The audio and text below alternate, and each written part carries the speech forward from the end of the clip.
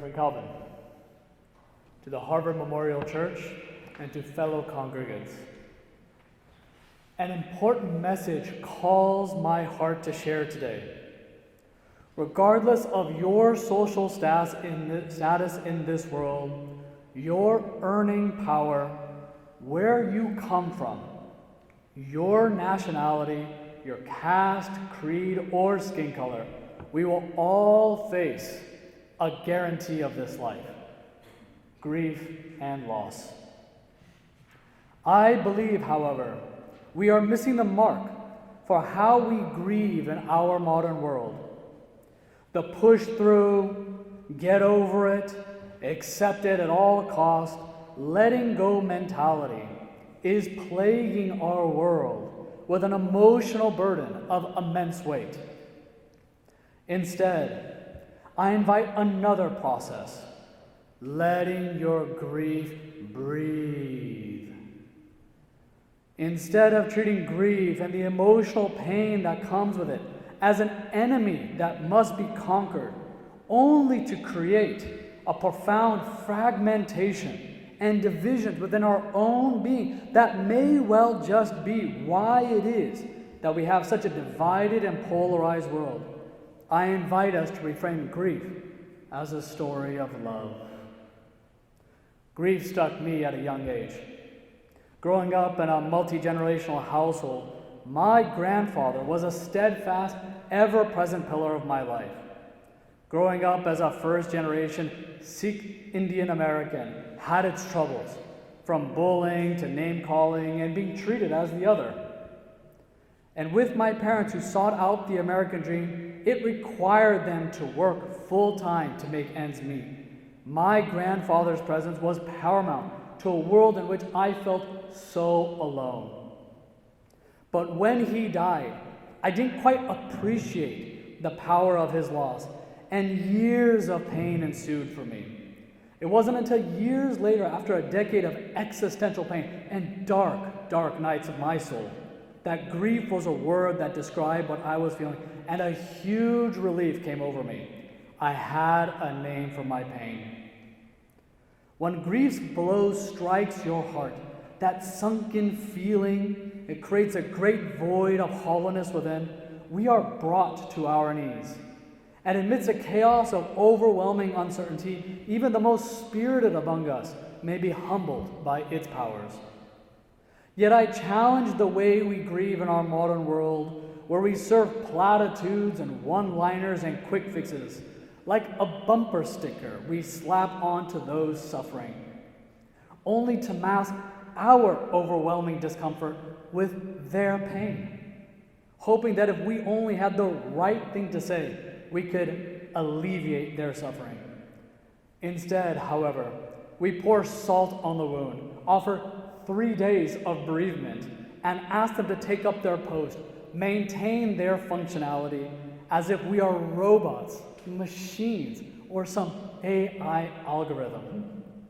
Yet what strikes me most is its powerlessness of our grieving process. How is it that we have a universal problem without universal solutions? Young enough, I ventured through my education as a means of my own personal healing, through board certifications in Chinese medicine, acupuncture, and chaplaincy, a 10-year meditative and contemplative ministry apprenticeship in my faith as a Sikh. I merged ministry and medicine, learning about grief, holding the hands with the dying, hearing the stories of regret and disappointment, wailing with mothers who lost their children, grieving with spouses who lost their partners, and serving with a medical staff ill-equipped to emotionally and spiritually process life, death, grief, and loss, and as it were, vicariously carrying the trauma also unsaid and unprocessed. What I learned over the years of personal and professional growth is that grieving is a life skill we have never been taught. Grief is not an enemy that seeks to shackle our hearts and sentence us to a lifetime of imprisonment. Grief seeks not to be the boogeyman that haunts our waking life. No, as Jamie Anderson tells us, grief is love that has nowhere to go. We are plagued by an all too powerful, unspoken epidemic in our culture, an emotion phobia. This mighty intellect that we have seeks to control and make sense, rationalize and analyze, but do anything but to feel. Instead, I invite us and those listening to recognize grief is a self-actualizing process.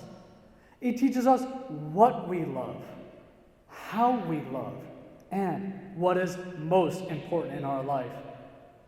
It's an invitation to enter a space within, to reclaim the power of the heart. Yes, the heart can hold what the mind can't understand. It can hold the emotional abstractions and paradoxes. The heart can hold multiple things true at the same time. Yes, I seek a vision for a more grief-informed world, where we move closer to grief, allow it to breathe, give it space to teach us about love. Instead of pushing to let go of our grief, let us let go of our emotional hyper-comfortability. Let us let go of judgment and stigma and shame and explore with greater depth of our humanness. Not just to feel better, but to learn how to feel itself. I seek a grief-informed vision where love leads towards a more intentional and attention-filled experience that alleviates our loneliness, where emotions are recognized as spiritual building blocks and not a liability we strive to rid as an evolutionary byproduct. Yes, I believe world peace comes through inner peace, where we actively engage with our grief and are empowered through compassionate resources that bring us closer together as grief seeks us to bring us closer to love, thus closer to God and closer to ourselves. I invite you today to love deeper, love more kindly, love more wholeheartedly, love with great awkwardness and sincere genuineness, and release the pretense, and love with great love. Bring your grief to the forefront. Let love flow. And as I venture to create a more grief-informed world, my grandfather continues to teach me, love is complex. It's full, dynamic, and messy. And so thus our grief is complex. It is also full, dynamic, and messy. It takes our whole heart to love, and it takes our whole heart to grieve. And it is in this wholehearted living that we actualize greater. Thank you.